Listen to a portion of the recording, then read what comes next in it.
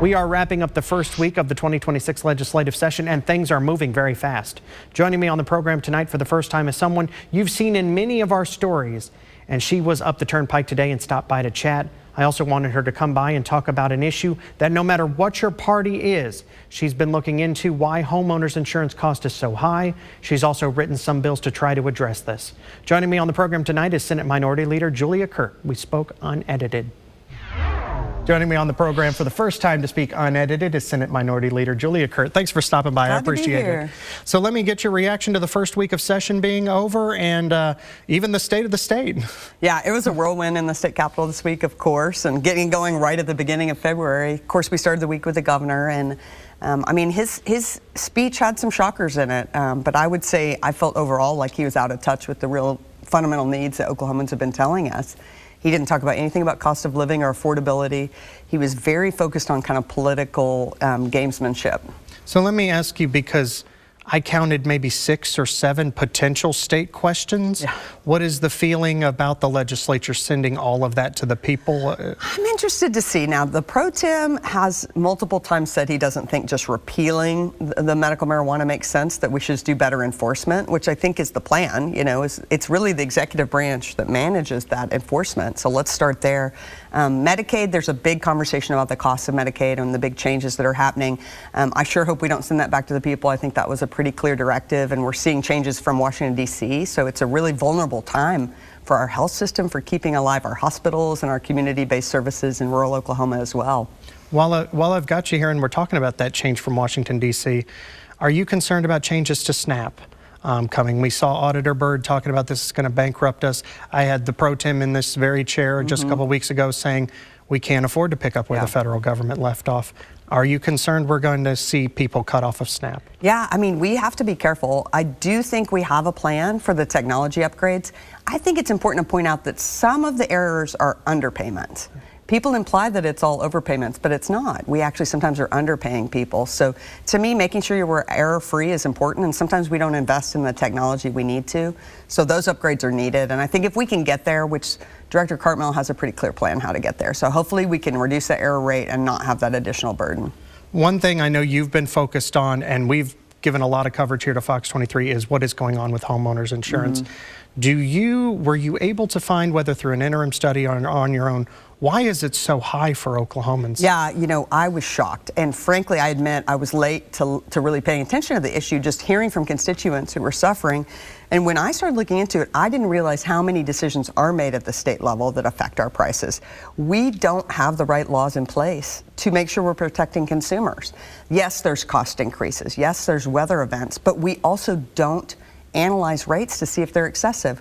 We also don't give the insurance commissioner that opportunity to review the rate decision making they're making. So I don't think we have adequate protections for Oklahomans, and we're seeing that in our costs. You have, I think, 3 bills on just this very issue. Yeah. Are they, I think you said one was moving forward this week, is that right? Yeah, so one bill got heard this week. That's specifically about credit scores being used to rate us for our homeowners and auto insurance. In Oklahoma, people with bad or even medium credit are paying 100% more for their car insurance and their home insurance. And I was shocked by that, because show me the connection there. They are not offering credit. Those insurance companies are not giving credit. If you don't pay your premium, you don't get the coverage. And so I think it's a very unfair penalty on low-income folks is what we're seeing. There was some pushback, because certainly some people just think we should have whatever information that's out there. But we're talking about individual ratings, but being put into a big system and really end up hurting people. Do you think, is there a bipartisan appetite to get this fixed, especially with what we're seeing State Farm playing out in court right now?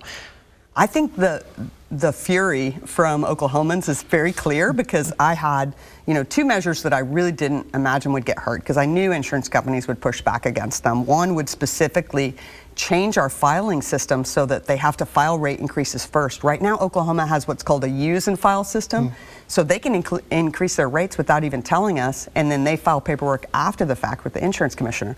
Mine would flip that and would let the insurance commissioner actually do an assessment and potentially reject rates if they're excessive. That is very unpopular with the corporations, as you can imagine.